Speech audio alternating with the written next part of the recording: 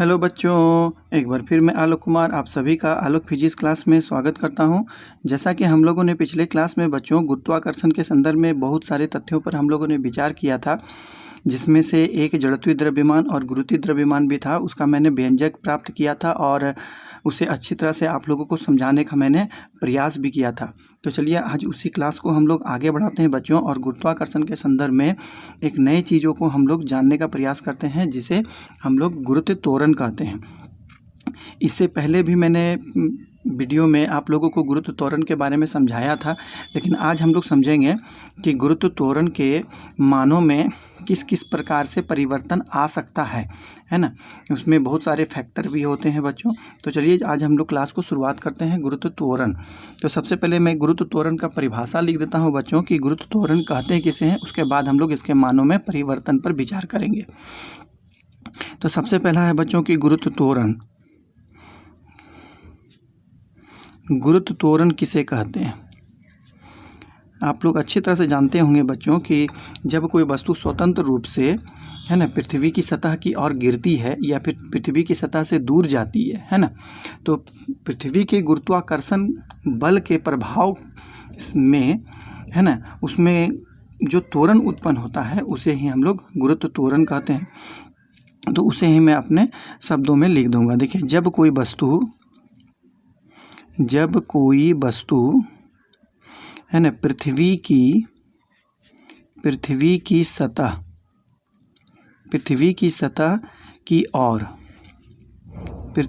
सतह की ओर गिरती है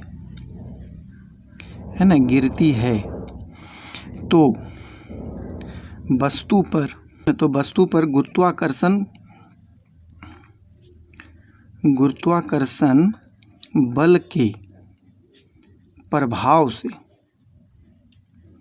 गुरुत्वाकर्षण बल के प्रभाव से जो त्वरण उत्पन्न होता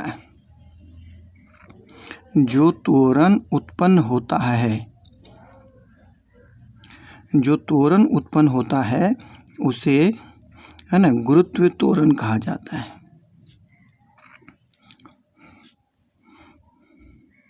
उसे गुरुत्व त्वरण कहा जाता है। तो परिभाषा इस प्रकार है कि जब कोई वस्तु पृथ्वी की सतह की ओर गिरती है तो वस्तु पर गुरुत्वाकर्षण बल के प्रभाव से है ना जो त्वरण उत्पन्न होता है उसे हम लोग गुरुत्व त्वरण कहते हैं बच्चों। तो ये बात आप लोगों को समझ में आ गया। इससे पिछले वीडियो में मैंने इसका व्यंजक भी प्राप्त किया था, जो कि मैं आप लोगों को यहाँ पर भी बता दूंगा। देखिए कि माना कि m द्रव्यमान है ना, माना m द्रव्यमान का कोई वस्तु है ना, माना m द्रव्यमान का कोई वस्तु r त्रिज्या के है ना, r त्रिज्या के पृथ्वी की सतह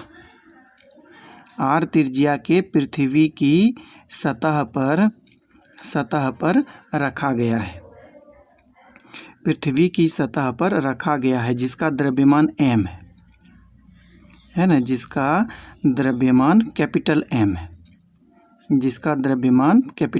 ये द्रव्यमान किसका है? तो पृथ्वी का द्रव्यमान है।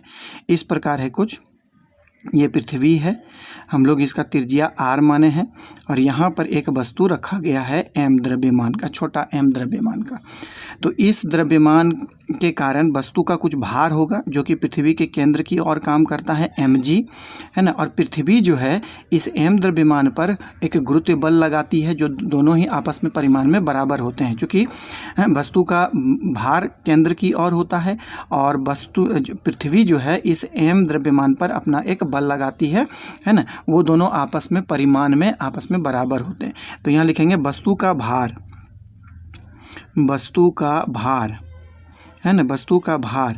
केंद्र की ओर कितना हो जाएगा? वस्तु का भार केंद्र की ore is equal to mg होगा। अब पृथ्वी के कारण वस्तु पर लगने वाला गुरुत्वाकर्षण बल है ना, पृथ्वी के कारण वस्तु पर लगने वाला गुरुत्वाकर्षण बल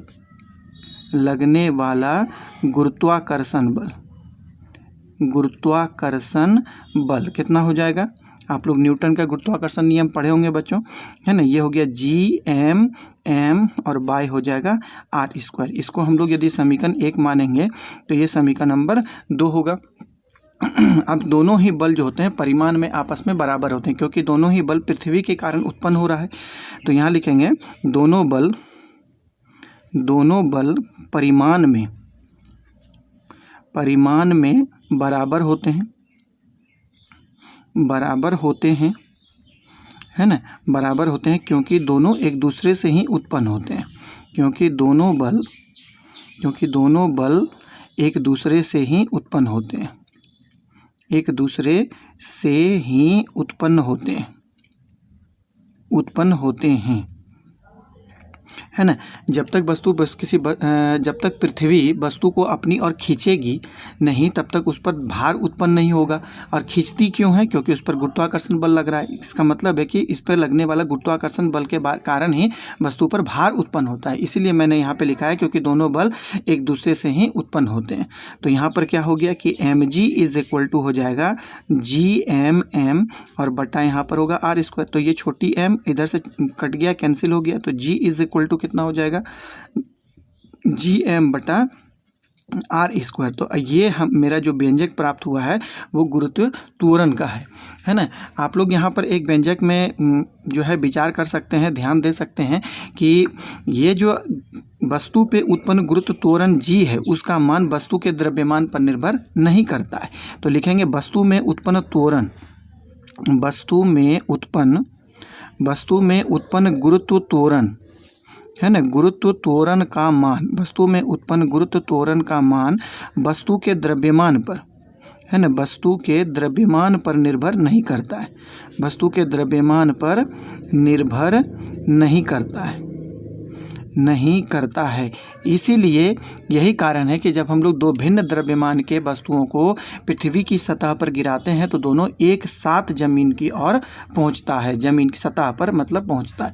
तो यही है वजह है, आप लोग जान रहे हैं, क्योंकि समीकरण में वस्तु का द्रव्यमान कहीं भी दिखाई नहीं पड़ रहा है, चूँकि g जो है इस वस्तु में उत्पन्न गुरुत्व त्वरण का मान है ना। अब यहाँ पर हम लोग बात करते हैं बच्चों कि इस गुरुत्व त्वरण के मान में किस किस प्रकार से परिवर्तन आता है। तो देखिए गुरुत्व त्वरण के मान में परिवर्तन, गुरुत्व त्वरण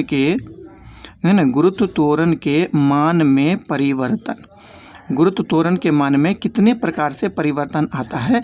तो वो 3 प्रकार से परिवर्तन आता है। सबसे पहले होता है कि ऊंचाई का प्रभाव, है ना, ऊंचाई का प्रभाव। दूसरा नंबर में होता है गहराई का प्रभाव, ऊंचाई का प्रभाव, गहराई का प्रभाव।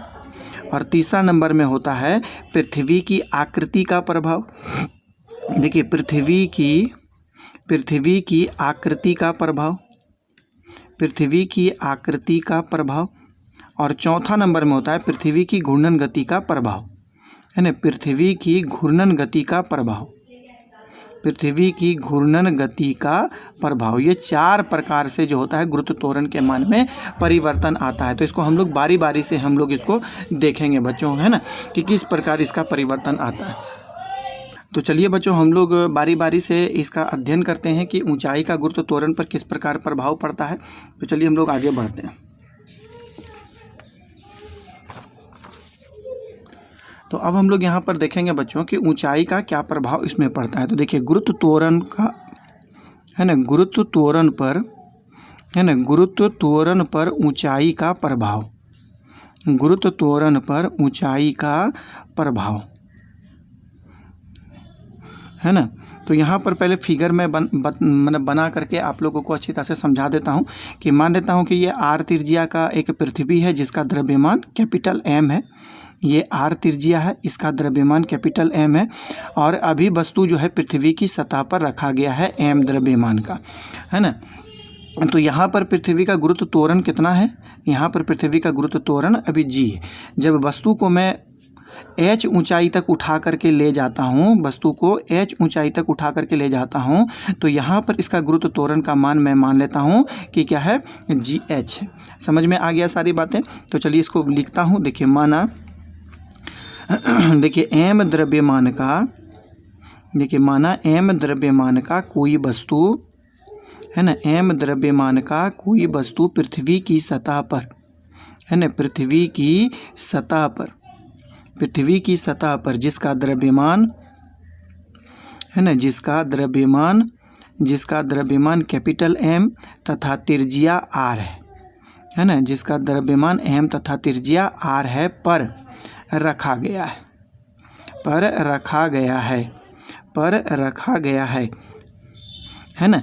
अब देखिए पृथ्वी की सतह पर है ना, पृथ्वी की सतह पर, पृथ्वी की सतह पर है ना, वस्तु का गुरुत्व त्वरण कितना हो जाएगा, वस्तु का गुरुत्व त्वरण, that means G is equal to, हम लोग जानते हैं कि क्या होता है, Gm/r²। इसको हम लोग समीकरण नंबर 1 कहेंगे। अब हम लोग वस्तु को पृथ्वी की सतह से h ऊंचाई पर हम लोग ले जाएंगे। अब देखिए वस्तु को है ना, वस्तु को पृथ्वी की सतह से, वस्तु को पृथ्वी की सतह से, पृथ्वी की सतह से h ऊंचाई पर ले जाने, h ऊंचाई पर ले जाने पर गुरुत्व त्वरण है ना, गुरुत्व त्वरण कितना हो जाता है, GH हो जाता है, गुरुत्व त्वरण GH हो जाता है, जिसका व्यंजक हम लोग इस प्रकार देंगे। तो GH इज इक्वल टू कितना हो जाएगा, GM, चूँकि यहाँ पर दूरी में परिवर्तन आ रहा है, R का मतलब है ना दूरी में परिवर्तन आ रहा है, यहाँ से यहाँ तक पृथ्वी की त्रिज्या थी, इसलिए मैंने R दूरी लिया था पृथ्वी की सतह के लिए, लेकिन जब उसको हम लोग H ऊंचाई पे ले जाएंगे तो ये दूरी कितना हो जाएगा, R+H हो जाएगा। तो यहाँ पर क्या हो जाएगा, R+H का होल स्क्वायर। इसको हम लोग समीकरण नंबर 2 कह देंगे, है ना। तो अब हम लोग क्या करेंगे, समीकरण 2 को 1 से भाग कर देंगे।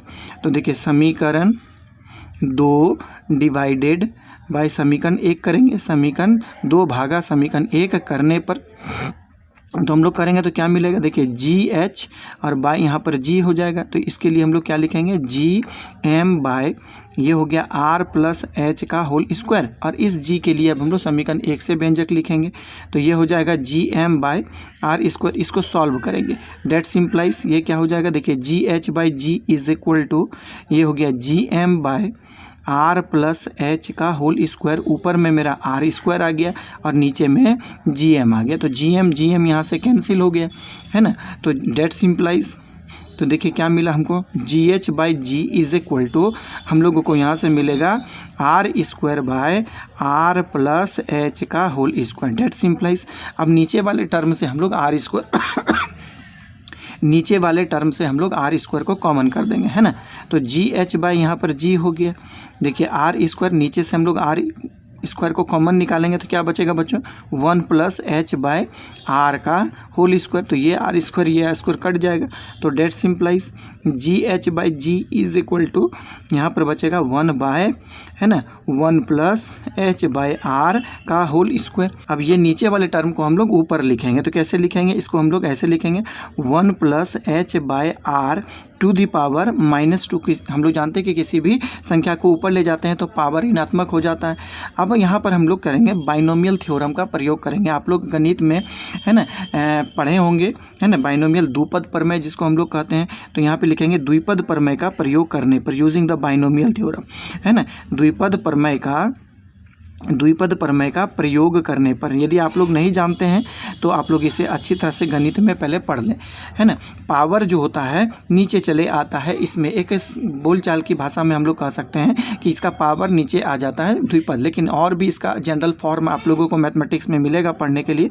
तो इसको हम लोग इस प्रकार लिखते हैं GH/G इज इक्वल टू, है ना, ये पावर नीचे आ जाएगा तो 1 - 2H/ यहाँ पर हो गया R। तो इसको अरेंज करके लिखेंगे तो GH का वैल्यू मेरा क्या निकल गया, देखिए 1 - 2H/r और इधर आ गया G। तो आप लोग यहाँ पर एक चीज़ देखे होंगे बच्चों, ये मेरा जनरल समीकरण है, और आप लोग यहाँ पर देखे होंगे ये चीज़ कि GH के मान में जो होता है हमेशा कमी आ गया, कितने फैक्टर से, तो 2H/r। इस समीकरण का अवलोकन करिए, है ना, इस पर थोड़ा सा विचार करने पर हमको ये पाते हैं कि GH का मान में कमी आ रहा है। तो कितना आ रहा है कमी, है ना, देखिए, है ना, G इसके साथ मल्टीप्लाई होगा, इसको हम लोग ऐसे भी लिख सकते हैं G - G 2H/r, है ना। तो G का मान इतना संख्या से घट रहा है, इसका मतलब है कि G के मान में कमी आ रहा है ना। तो हम लोग यहाँ पर क्या लिखेंगे कि ऊंचाई पर G का मान घटता है, ऊंचाई पर G का मान क्या होता है बच्चों, घटता है है ना। तो ये चीज़ आप लोग अच्छी तरह से जान गए कि किसी वस्तु को यदि हम लोग h ऊंचाई तक हम लोग ले जाते हैं तो उसका g के मान में कमी आती है। अब दूसरा प्रभाव इसमें क्या पड़ेगा बच्चों, गहराई का प्रभाव। तो यहाँ पे लिखेंगे कि गुरुत्व त्वरण पर गहराई का क्या प्रभाव पड़ता है। देखिए गुरुत्व त्वरण पर, है ना, गुरुत्व त्वरण पर गहराई का प्रभाव, गुरुत्व त्वरण पर गहराई का प्रभाव क्या पड़ता है। तो बात वही चीज़ है, तो इसमें भी थोड़ा सा कैलकुलेशन की आवश्यकता है। हम लोग अच्छी तरह से जानेंगे कि इसमें क्या प्रभाव पड़ता है। तो चलिए हम लोग लिखते हैं। पहले फिगर को एक अच्छी तरह से आप लोग समझने का यहाँ पर प्रयास करेंगे बच्चों। मान लेते हैं कि ये हमारा एक पृथ्वी है जिसकी त्रिज्या r है और द्रव्यमान m है ना। और इस पृथ्वी का घनत्व जो है वो है ρ। अब यहाँ पर वस्तु की सतह पर, मतलब पृथ्वी की सतह पर हम लोग एक छोटा सा द्रव्यमान m रख देते हैं। तो यहाँ पर आप लोग जानते हैं कि पृथ्वी की सतह पर क्या होगा, इसका गुरुत्व त्वरण का मान हम लोग निकाले ही हैं। लेकिन अब वस्तु को हम लोग गहराई पर ले जाएंगे तो उसमें g का मान में किस प्रकार परिवर्तन आता है उसको हम लोग कैलकुलेशन के जरिए हम लोग यहाँ पर देखेंगे बच्चों। तो क्या लिखते हैं, देखिए माना m द्रव्यमान, देखिए माना m द्रव्यमान का कोई वस्तु, है ना, माना m द्रव्यमान का कोई वस्तु पृथ्वी की सतह पर, पृथ्वी की सतह पर, है ना, पृथ्वी की सतह पर जिसका द्रव्यमान m तथा त्रिज्या r है ना, जिसका द्रव्यमान m तथा त्रिज्या r है, जिसका द्रव्यमान m तथा त्रिज्या r है पर रखा गया है, सतह पर, देखिए सतह पर वस्तु पर गुरुत्व त्वरण कितना हो जाएगा, सतह पर वस्तु पर गुरुत्व त्वरण। तो g इज इक्वल टू हम लोग जानते हैं बच्चों, हम लोग जानते हैं इसका व्यंजक क्या होता है, gm/r² होता है ना। चूँकि बस पृथ्वी का घनत्व यहाँ पर लिखेंगे, चूँकि पृथ्वी का घनत्व, है ना, देखिए चूँकि पृथ्वी का घनत्व ρ है ना, ρ है, तो इसका द्रव्यमान कितना हो जाएगा, तो इसका द्रव्यमान, यदि पृथ्वी का घनत्व यदि ρ है तो इसका द्रव्यमान कितना हो जाएगा। तो हम लोग जानते हैं घनत्व का परिभाषा क्या होता है, तो घनत्व इज इक्वल टू होता है द्रव्यमान बटा आयतन, है ना, प्रति एकांक आयतन के द्रव्यमान को हम लोग घनत्व कहते हैं। तो घनत्व बराबर हो जाएगा द्रव्यमान बटा आयतन। तो डेट सिंप्लाइज द्रव्यमान बराबर कितना हो जाएगा बच्चों, तो द्रव्यमान इज इक्वल टू हो जाएगा घनत्व गुना आयतन। हम लोग ये बात जानते हैं। तो द्रव्यमान तो पृथ्वी का हम लोग m लिए हैं, और आयतन क्या होता है, पृथ्वी तो एक गोला होता है बच्चों, है ना। तो गोला का आयतन आप लोग जानते हैं कि 4/3 πr³ होता है। तो यहीं पर लिखेंगे आयतन हो गया 4/3 πr³, और इसका घनत्व ρ है ना। तो कुल मिला के कहेंगे कि पृथ्वी का द्रव्यमान मेरा इतना निकल गया। तो इस मान को हम लोग ऊपर के समीकरण में रखेंगे, है ना। तो गुरुत्व त्वरण का मान कितना हो जाएगा, तो लिखेंगे तो गुरुत्व त्वरण बराबर कितना हो जाएगा, तो गुरुत्व त्वरण g इज इक्वल टू कितना हो जाएगा बच्चों। तो पहले हम लोग यहाँ पर जानते हैं, देखिए g बाय यहाँ पर हो गया r² और m का मान हम लोग यहाँ पे रख देंगे। तो ये हो जाएगा 4/3 πr³ और ये हो जाएगा रो। तो एक r² और r³ से यहाँ पर कैंसिल हो जाएगा। तो g का वैल्यू मेरा कितना निकल जाएगा, है ना। तो g इज इक्वल टू निकल गया बच्चों, देखिए 4/3 r निकल गया, है ना, यहाँ पे 4/3 r एक रो हो गया।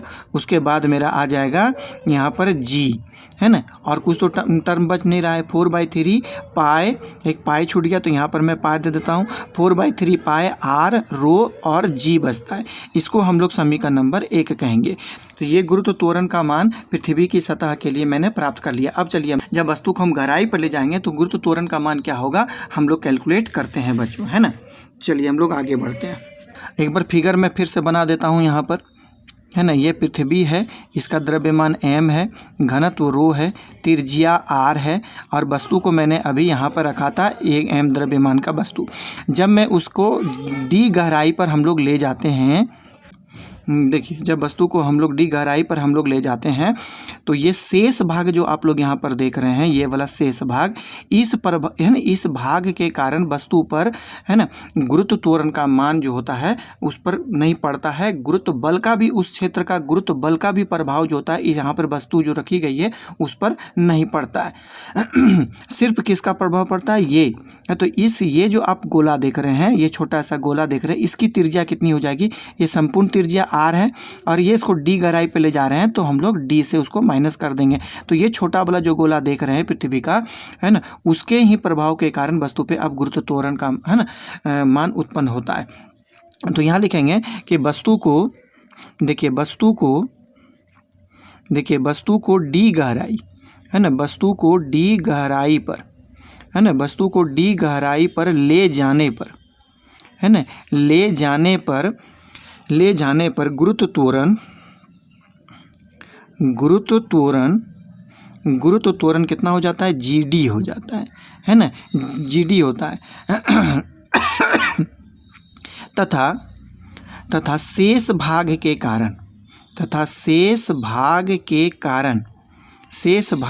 कारण वस्तु पर गुरुत्व बल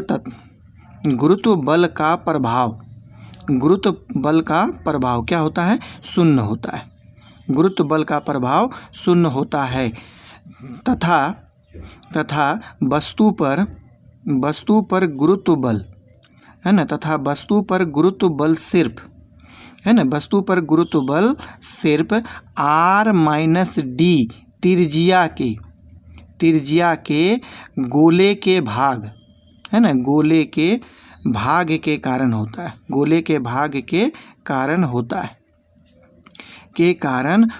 है। तो हम लोग क्या देखेंगे कि अब इस बिंदु पर गुरुत्व त्वरण कितना है मेरा, जीडी है, तो जीडी का मान कितना हो जाएगा बताइए। तो जीडी इज इक्वल टू हो जाएगा जीएम, चूँकि मेरा त्रिज्या घट गया है इसलिए हम लोग क्या लिखेंगे, आर माइनस डी का होल स्क्वायर लिखेंगे। अब यहाँ पर देखिए, अब ये जो गोला देख रहे हैं छोटा वाला गोला, इसका द्रव्यमान कितना होगा। तो यहाँ पे लिखेंगे कि देखिए डी गहराई पर, है ना, डी गहराई पर, है ना, देखिए डी गहराई पर गोले का द्रव्यमान कितना हो जाएगा, डी गहराई पर गोले का द्रव्यमान कितना हो जाएगा। आप लोग जानते हैं द्रव्यमान बराबर आयतन गुना घनत्व होता है। तो आयतन कितना हो गया, 4/3 पाई आर माइनस डी का होल क्यूब और इंटू यहाँ पर रो हो जाएगा। तो ये बात हम लोग यहाँ पर एम रख देंगे और ये एम भी मेरा चेंज हो जाएगा, ये चेंज होकर क्या होगा, एम डी हो जाएगा, क्योंकि ये जब पृथ्वी जब संपूर्ण आर त्रिज्या का गोला था तो उसका द्रव्यमान एम था। जब वो डी गहराई पर चला गया तो शेष भाग उससे माइनस हो गया, हट गया, तो उसका द्रव्यमान में कमी आएगा, तो द्रव्यमान में परिवर्तन हुआ। तो उस परिवर्तन के कारण मैंने द्रव्यमान के संकेत को चेंज कर दिया, जिसको हम लोग लिख दिए एम डी। तो ये मेरा क्या निकल गया है, एम डी। अब इस एम डी का मान हम लोग इस समीकरण में रख देंगे। तो लिखेंगे एम डी का मान ऊपर के समीकरण में रखने पर, है ना, एम डी का मान ऊपर के समीकरण में रखने पर, देखिए ऊपर के समीकरण में रखने पर, तो एम डी का मान वहाँ रखेंगे तो क्या मिलेगा हमको, तो G D is equal to G by R minus D का होल स्क्वायर, और एम डी का मान यहाँ रखेंगे 4/3 पाई आर माइनस डी का होल क्यूब इंटू रो होगा। तो यहाँ से क्या क्या टर्म कटेगा, तो एक टर्म यहाँ से कैंसिल हो गया, तो क्या बचा, G D is equal to क्या बचेगा, देखिए 4/3 और यहाँ पर हो गया पाई, देखिए जी, और बचेगा आर माइनस डी और ये हो गया रो। तो अब इसको हम लोग समीकरण नंबर 2 कह देंगे। समीकरण 1 और समीकरण 2 को हम लोग क्या करेंगे, भाग कर देंगे, डिवाइड कर देंगे, है ना। तो हम लोगों को क्या मिलेगा, तो यहाँ पे लिखेंगे समीकरण 2, है ना, डिवाइड समीकरण 1 करने पर, तो समीकरण 2 क्या है, जी डी है, समीकरण 1 क्या है, जी है। अब इसका मान को हम लोग रखेंगे, जी डी का मान को रखिए 4/3 पाई और ये हो गया जी आर माइनस डी और ये हो गया रो, और नीचे में हो गया बटा 4/3 पाई जी और ये हो गया मेरा, देखिए आर और ये हो जाएगा रो। अब इसमें कौन कौन सा टर्म कट रहा है, तो काटिए। समीकरण 1 को आप लोग देखिए, बढ़िया से देखिएगा, समीकरण 1 आपको यही मिलेगा। तो यहाँ पर भी हो गया 4/3 पाई जी, यहाँ भी है 4/3 पाई जी, ये दोनों टर्म कट गया, इधर से रो भी कैंसिल हो गया। तो मेरा क्या बचा बच्चों, देखिए तो यहाँ पर बच रहा है R minus D by R, है ना। तो अब देखिए यहाँ पर क्या होता है, तो G D by G is equal to हो गया मेरा R minus D by R. इससे हम लोग आर को कॉमन कर लेंगे, आर को कॉमन करेंगे तो 1 माइनस हो गया डी बाई आर और नीचे में हो गया आर, तो ये आर और ये आर मेरा कैंसिल हो गया। तो that simplifies G D by G is equal to मेरा क्या बच गया है, देखिए तो 1 माइनस डी बाई आर। तो that simplifies G D is equal to कितना निकलेगा जी, और इधर से हो गया 1 माइनस डी बाई आर। तो यहाँ पर भी समीकरण से स्पष्ट हो रहा है कि डी गहराई पर जाने पर इस जी का मान में कमी डी बाई आर फैक्टर से आ रहा है। आप इसको ऐसे भी जान सकते हैं, जी को अंदर कर दीजिए तो जी माइनस क्या हो रहा है जी डी बाई आर। तो जी का मान में देखिए कमी आ रहा है, कितना से, तो जी डी बाई आर से, मतलब जी का जितना भी मान होगा उसमें जी डी बाई आर घटेगा तो जी का मान में कमी आएगी। तो इसका मतलब हो गया कि गहराई पर जाने पर जी का मान में कमी आती है। देखिए गहराई पर जाने पर है ना, गहराई पर जाने पर जी या गुरुत्व त्वरण के मान में कमी आती है ना, गुरुत्व त्वरण के मान में, गुरुत्व त्वरण के मान में कमी आती। क्लियर हो गया बच्चों, है ना। एक तो आप देखें कि ऊंचाई का प्रभाव, ऊंचाई है ना, जैसे जैसे हम लोग ऊपर जाएंगे तो वहाँ पर जी का मान में कमी आएगी, जैसे जैसे हम लोग नीचे जाएंगे बच्चों तो उसमें भी जी का मान में कमी आती है ना। अब यहाँ पर बात आता है कि तीसरा प्रभाव जो होता है पृथ्वी की आकृति का प्रभाव, तीसरा नंबर में जो होता है वो क्या होता है, पृथ्वी की आकृति का प्रभाव क्या पड़ता है। देखिए पृथ्वी का आकृति का प्रभाव, पृथ्वी का आकृति का प्रभाव इसमें क्या पड़ता है। तो पृथ्वी आप लोग अच्छी तरह से जानते हैं बच्चों कि पृथ्वी जो है पूर्णतः गोल नहीं होती है, थोड़ा सा वो चिपटी होती है, कुछ इस प्रकार का होता है ना, ये होता है। इसको हम लोग भूमध्य रेखा कहते हैं, इसको हम लोग विषुवतीय रेखा कहते हैं, इसको हम लोग कौन रेखा कहते हैं, भूमध्य रेखा, इसको हम लोग भूमध्य रेखा कहते हैं, और इसको हम लोग ध्रुवीय रेखा कहते हैं, पोलर है ना लाइन इसको कहा जाता है, और इसको इक्वेटर लाइन हम लोग कहते हैं बच्चों, है ना। तो आप देख पा रहे होंगे कि जो भूमध्य रेखा जो है वो थोड़ा सा साइज में बड़ा है, और ये आप देख रहे हैं जो ध्रुवीय रेखा है वो साइज में थोड़ा सा छोटा होता है। तो हम लोग मान लेते हैं कि दो वस्तु रखा गया, एक वस्तु यहाँ पर रखा गया है तो एक वस्तु यहाँ पर रखा गया। तो देखिए भूमध्य रेखा पर, देखिए भूमध्य रेखा पर है ना, भूमध्य रेखा पर स्थित, देखिए भूमध्य रेखा पर स्थित वस्तु, भूमध्य रेखा पर स्थित वस्तु है ना पर गुरुत्व त्वरण कितना हो जाएगा, पर गुरुत्व त्वरण। तो हम लोग इसको भूमध्य रेखा है ना, इसको हम लोग क्या कहते हैं, इक्वेटर कहते हैं बच्चों, है ना, इसको हम लोग इक्वेटर कहते हैं, इसलिए इक्वेटर को हम लोग ई से इंडिकेट करते हैं। तो ई इज इक्वल टू कितना हो जाएगा, देखिए G M by R E का स्क्वायर हो जाएगा, है ना। ये इक्वेटर की त्रिज्या हो गई, तो इसको हम लोग समीकरण नंबर 1 कहेंगे। अब देखिए ध्रुवीय रेखा पर स्थित वस्तु, देखिए ध्रुवीय रेखा पर है ना, ध्रुवीय रेखा पर स्थित वस्तु, ध्रुवीय रेखा पर स्थित वस्तु पर गुरुत्व त्वरण कितना हो जाएगा, पर गुरुत्व त्वरण कितना हो जाएगा बच्चों। तो हम लोग जानते हैं ध्रुवीय रेखा को हम लोग किसको कहते हैं, पोलर लाइन हम लोग कहते हैं, तो इसको हम लोग जीपी से इंडिकेट करेंगे।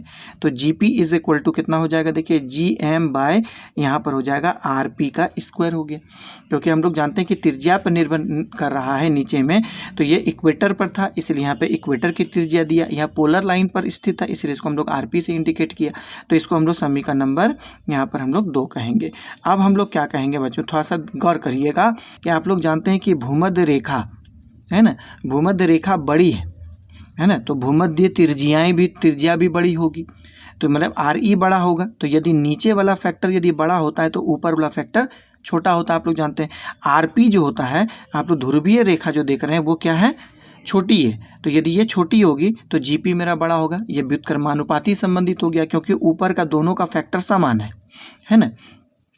तो यहाँ पर क्या हो गया, थोड़ा सा बात देखिएगा, हम जानते हैं, क्या जानते हैं, हम जानते हैं कि, क्या जानते हैं बच्चों कि आर ई जो होता है ये मेरा आर ई है और ये मेरा आर पी है ना। तो आर ई जो है, आर ई बड़ा है आर पी से, तो यदि आर ई बड़ा होगा तो जी ई छोटा होगा, और यदि आर पी यदि छोटा है तो जी पी मेरा बड़ा होगा। व्युत्क्रमानुपाती संबंधित होता है। आप लोग जानते हैं कि ए व्युत्क्रमानुपाती 1/b है, तो बी यदि बड़ा होगा तो ए छोटा होगा, यदि ए छोटा है यदि बी छोटा है तो ए मेरा बड़ा होगा। ये व्युत्क्रमानुपाती संबंधित होता है। तो यदि आर ई जो है मेरा बड़ा है तो जी ई छोटा होगा, यदि आर पी छोटा है तो जी पी मेरा बड़ा होगा। तो मैंने यहाँ पे लिखा है कि आर ई बड़ा है जी पी है ना आर पी से तो क्या हो जाएगा, तो यहाँ पर क्या हो जाएगा, जी ई मेरा छोटा हो जाएगा जी पी से, है ना। तो यही संबंध हमको यहाँ पर देखना है। इसका मतलब क्या हो गया कि भूमध्य रेखा पर, है ना, वस्तु का गुरुत्व त्वरण का मान ध्रुवीय रेखा की तुलना में कम होता है। आप लोग यहाँ समीकरण में स्पष्ट रूप से देख पा रहे होंगे। तो इसका मतलब क्या हो गया, लिखेंगे कि भूमध्य रेखा पर, है ना, भूमध्य रेखा पर, है ना, गुरुत्व त्वरण का मान, भूमध्य रेखा पर गुरुत्व त्वरण का मान ध्रुवीय रेखा से कम होता है ना, ध्रुवीय रेखा से कम होता है, ध्रुवीय रेखा से कम होता है। इसका मतलब क्या हुआ बच्चों, इसका मतलब यही होता है कि जब हम किसी वस्तु को ध्रुवीय रेखा, है ना, ध्रुवीय क्षेत्रों से यदि भूमध्य क्षेत्र की ओर वस्तु को लाते हैं तो वस्तु के भार में कमी आती है। वहीं दूसरी तरह से बात, यदि हम किसी वस्तु को भूमध्य क्षेत्र से ध्रुवीय क्षेत्र की ओर ले जाते हैं तो वस्तु के भार में वृद्धि होती है ना। तो यही चीज़ होता है। इस बात को भी हम नोट करके यहाँ पर लिख देते हैं। देखिए, जब किसी वस्तु को, है ना, देखिए जब किसी वस्तु को, है ना, ध्रुवीय क्षेत्र से, है ना, जब किसी वस्तु को ध्रुवीय क्षेत्र से भूमध्य रेखीय क्षेत्र की ओर ले जाते हैं, भूमध्य रेखीय क्षेत्र की ओर, भूमध्य रेखीय क्षेत्र की ओर ले जाते हैं, की ओर ले जाते हैं, तो क्या होता है, तो वस्तु के भार में, तो वस्तु के गुरुत्व त्वरण, इस प्रकार लिख देते हैं कि वस्तु के गुरुत्व त्वरण में कमी आने के कारण, है ना, कमी आने के कारण, गुरुत्व त्वरण में कमी आने के कारण वस्तु के भार में कमी होती है ना। वस्तु के गुरुत्व त्वरण में कमी आने के कारण वस्तु के भार में भी, वस्तु के भार में भी कमी आती है। तो ये बात आप लोगों को अच्छी तरह से समझ में आ गया होगा बच्चों। तो आप लोग आज 3 कंडीशन देखें कि गुरुत्व त्वरण के मान में परिवर्तन किस किस प्रकार से आता है। सबसे पहले आप लोग देखें ऊंचाई का क्या प्रभाव पड़ता है, फिर आप लोग देखें गहराई का क्या प्रभाव पड़ता है, और फिर आप लोग देखें पृथ्वी की आकृति का क्या प्रभाव पड़ता है। तो कुल मिलाकर के एक फैक्टर यहाँ पर बचा हुआ है पृथ्वी के घूर्णन गति का प्रभाव, जो कि हम लोग अब नेक्स्ट क्लास में उसे देखेंगे बच्चों, है ना। तो अब तक आप लोग इस वीडियो को अच्छी तरह से देखें बच्चों। यदि आप लोगों को ये वीडियो पसंद आया है तो आप उसको लाइक, सब्सक्राइब और अपने दोस्तों के साथ शेयर करें। और वीडियो को जो आप लोगों ने देखा बच्चों, इसके लिए आप लोगों को बहुत बहुत धन्यवाद, लॉट्स ऑफ थैंक्स। आप लोग के साथ मैं पुनः मिलूंगा नेक्स्ट वीडियो में। तब तक आप लोग खुश रहें, हंसते रहें, खेलते रहें, मुस्कुराते रहें, है ना। ठीक है, मुझे विदा दें। धन्यवाद।